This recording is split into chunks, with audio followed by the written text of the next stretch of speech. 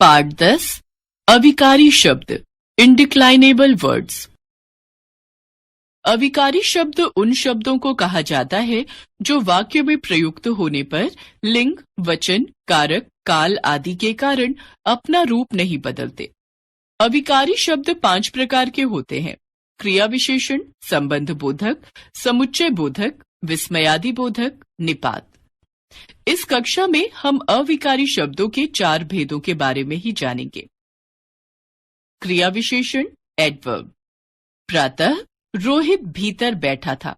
अचानक दरवाजे पर जोर जोर से ठक ठक हुई। वह उठा और धीरे धीरे बाहर की ओर चल पड़ा। बच्चों, वाक्य पूरा करने के लिए क्रिया का प्रयोग जरूरी है। क्रिया के बिना वाक्य अधूरे और अर्थहीन लगते हैं।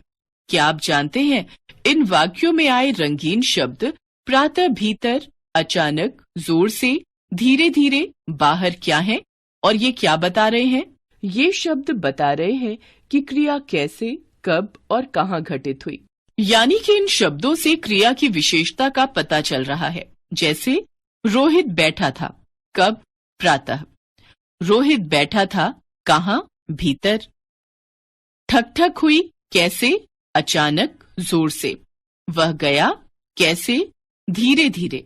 वह गया कहाँ? बाहर।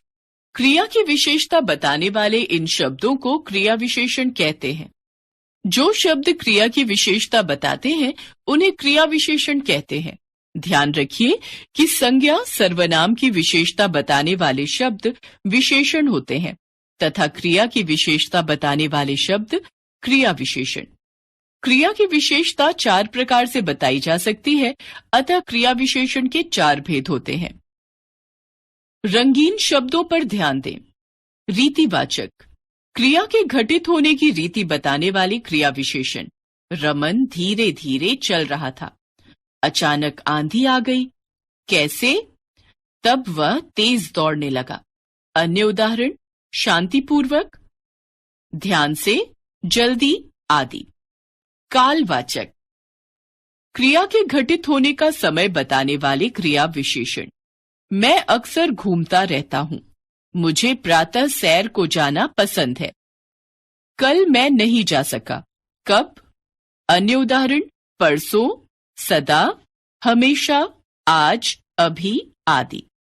स्थानवाचक, क्रिया के होने का स्थान बताने वाले क्रिया विशेषण। मैं बाहर खड़ा था, तभी भीतर से आवाज आई। कहाँ? लगा नीचे कुछ गिर रहा है। अन्य उदाहरण: अंदर, ऊपर, पास, दूर, सामने, दाएं बाएं आदि। परिमाणवाचक, क्रिया के घटित होने की मात्रा बताने वाले क्रिया विशेषण। राधिका थोड़ा थोड़ा खाती है। वह खूब हंसती है। कितना? वह बहुत बोलती है। अन्य उदाहरण: आधा, ज्यादा, कम, लगभग, अधिक, बिल्कुल आदि। एक बार फिर से। क्रिया कैसे, कब, कहाँ और कितनी हुई, यह बताने वाले शब्द क्रिया विशेषण कहलाते हैं।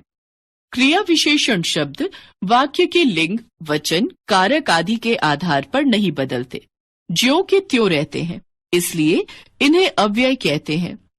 क्रिया विशेषण के 4 भेद होते हैं: रीतिवाचक, कालवाचक, स्थानवाचक, परिमाणवाचक।